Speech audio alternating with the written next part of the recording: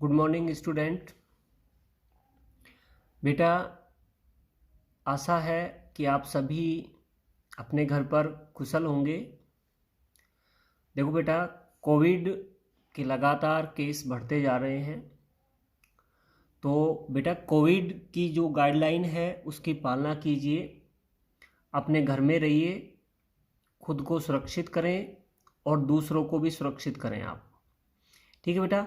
दूसरी बात बेटा, देखो, कोविड जो है इसकी रोकथाम जो है वो एक प्रत्येक देश के नागरिक जो है उसका कर्तव्य होता है।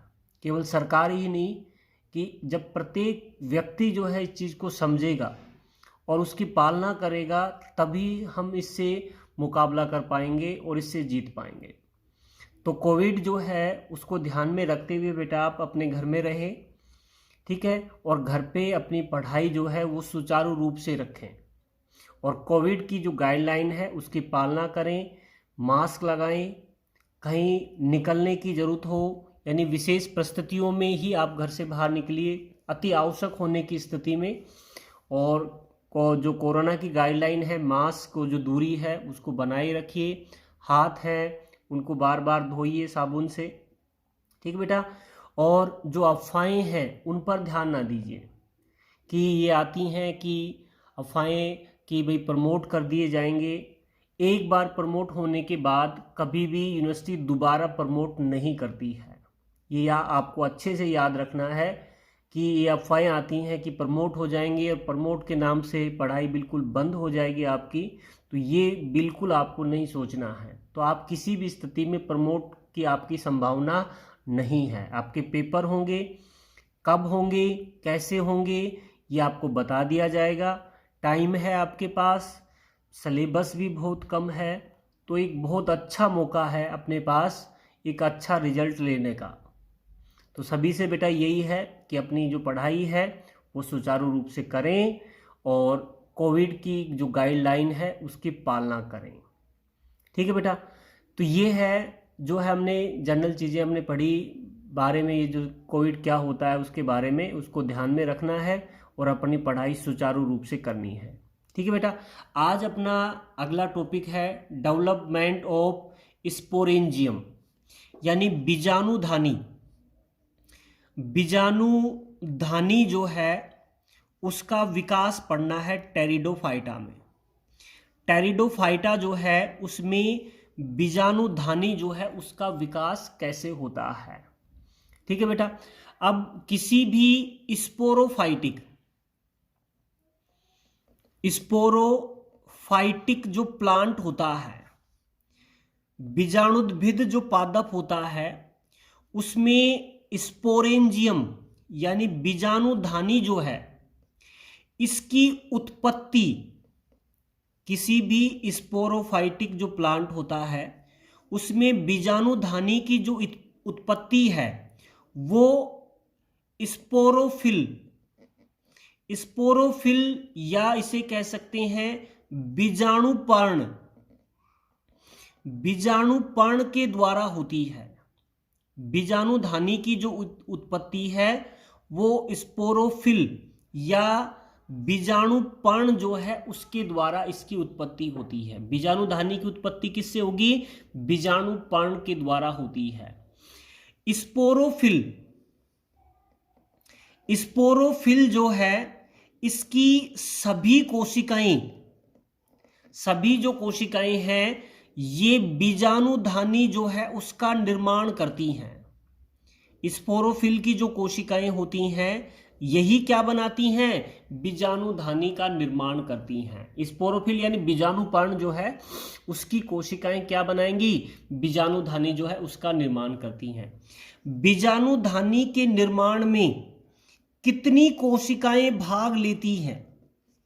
कितनी कोशिकाएं जो हैं ये भाग लेती हैं, उसके आधार पर बीजाणुधानी जो है, बीजाणुधानी का विकास दो प्रकार से होता है।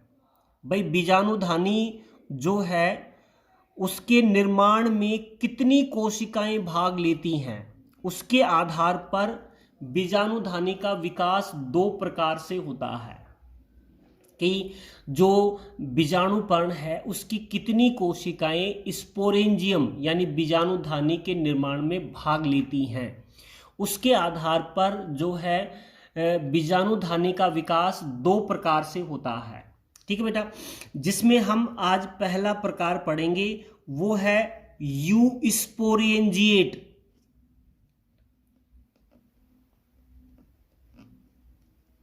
Sporangiate development. यूस्पोरेंजिएट डेवलपमेंट यानी यूस्पोरेंजिएट प्रकार का विकास। यूस्पोरेंजिएट डेवलपमेंट या जिसके कह सकते हैं यूस्पोरेंजिएट विकास जो है बीजाणुधानी का, वो कैसे होता है। देखिए बेटा, यूस्पोरेंजिएट विकास में क्या होता है कि बीजाणुधानी जो है इस बीजाणुधानी का जो विकास है, ये विकास कोशिकाओं के एक समूह के द्वारा होता है। बीजाणुधानी का जो विकास है ये कोशिकाएं जो हैं उनके एक समूह के द्वारा होता है। और कोशिकाओं का जो ये समूह है, ये समूह ही स्पोरेंजियल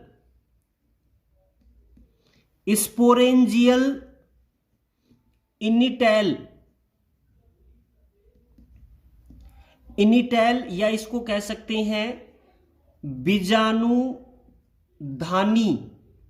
प्रारंभिका बीजाणुधानी प्रारंभिका जो है उसका निर्माण करता है। बीजाणुधानी का जो निर्माण है इस यूस्पोरेंजिएट प्रकार की में, उसमें कोशिकाओं का एक समूह जो है ये बीजाणुधानी का निर्माण करता है। और ये कोशिकाओं का समूह बीजाणुधानी प्रारंभिका का कार्य करता है। किसका कार्य करेगा? बीजाणुधानी प्रारंभिका का निर्माण करता है। जैसे ये कोशिकाओं का एक समूह है जिसे हमने नाम दिया स्पोरेंजियल इनिटैल, यानी बीजाणुधानी प्रारंभिका जो है उसका ये कार्य करता है। कौन? कोशिकाओं का एक समूह। इस प्रकार में जो बीजाणुधानी प्रारंभिका है, ये बीजाणुधानी प्रारंभिका ही संपूर्ण बीजाणुधानी जो है उसका निर्माण करती है। और इसी कारण इस प्रकार की जो बीजाणुधानी बनेगी वो यूस्पोरेंजिएट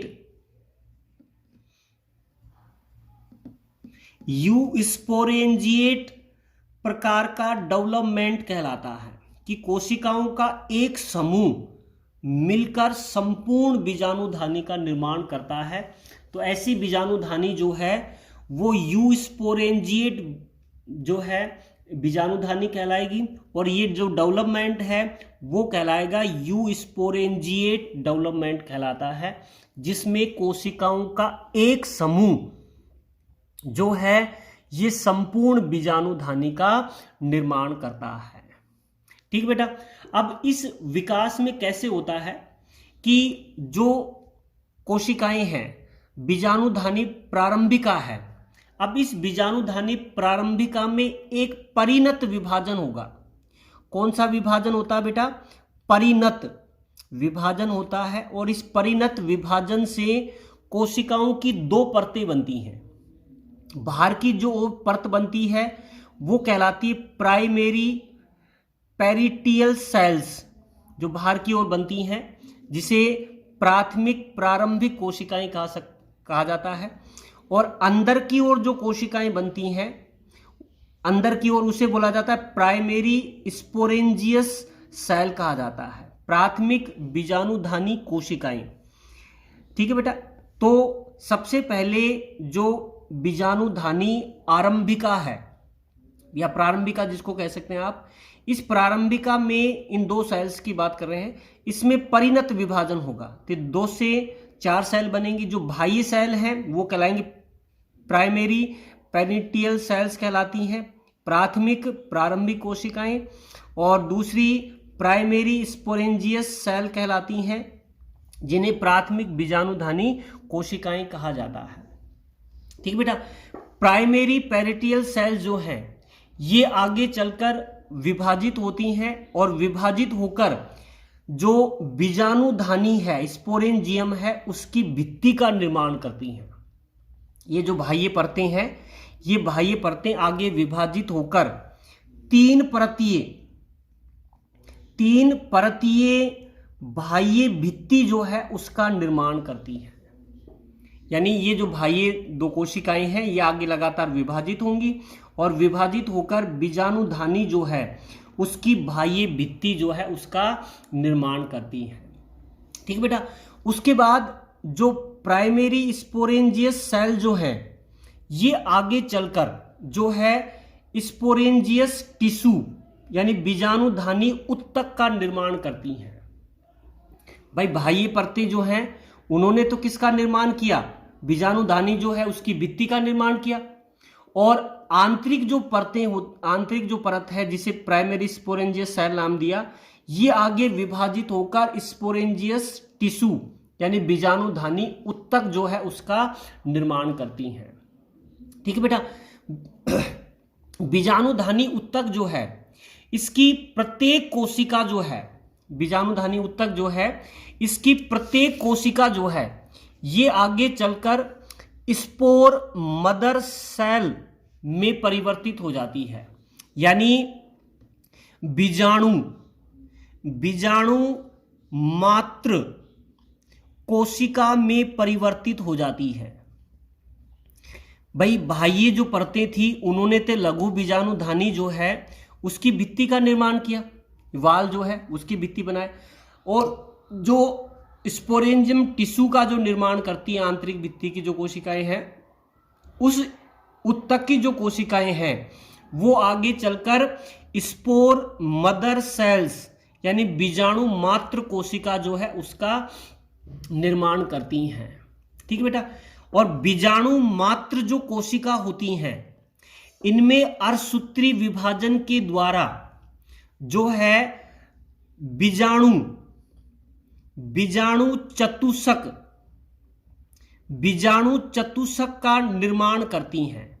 जब स्पोर मदर सेल में अर्धसूत्री विभाजन होता है तो अर्धसूत्री विभाजन के द्वारा जो अगुणित बीजाणु बनते हैं, और ये अगुणित बीजाणु जो हैं ये चतुष्क के रूप में व्यवस्थित होते हैं, जैसे स्पोर टेट्राड जिसको कहा गया है, जिसमें चार लघु जो बीजाणु होते हैं ये आपस में जुड़े रहते हैं। और ये किससे बनते हैं, बीजाणु मात्र कोशिका जो है जब उसमें अर्धसूत्री विभाजन होता है।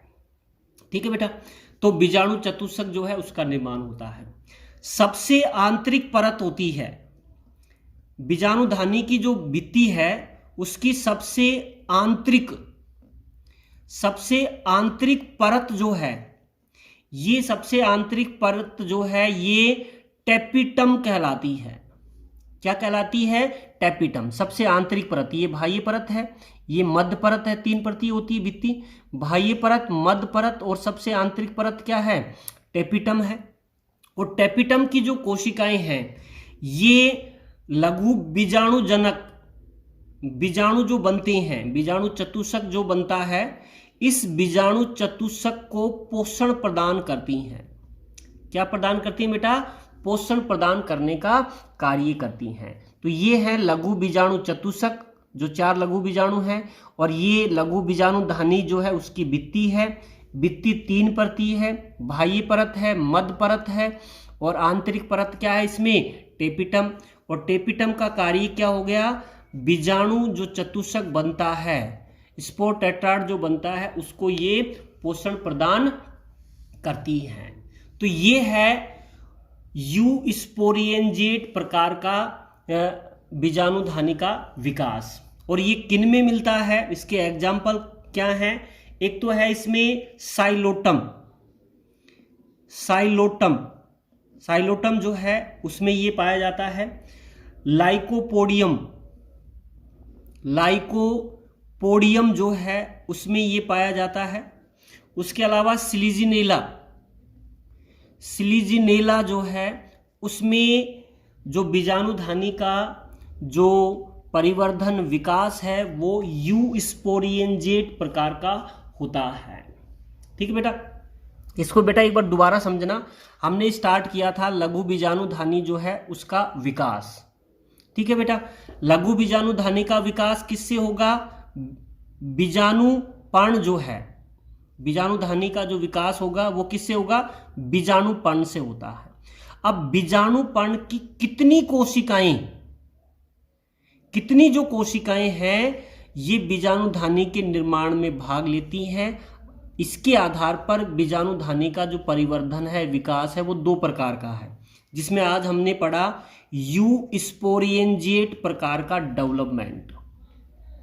इस प्रकार के डेवलपमेंट में क्या होता है बेटा कि बीजाणुधानी का विकास कोशिकाओं का एक समूह करता है, यानी कोशिकाओं का ये समूह जो है ये संपूर्ण बीजाणुधानी जो है उसका निर्माण करेगा, और ये समूह जो है ये कहलाएगा बीजाणुधानी प्रारंभिका, जो बीजाणुधानी का के निर्माण को प्रारंभ करेगा, तो उसे नाम दे दिया हमने बीजाणुधानी प्रारंभिका।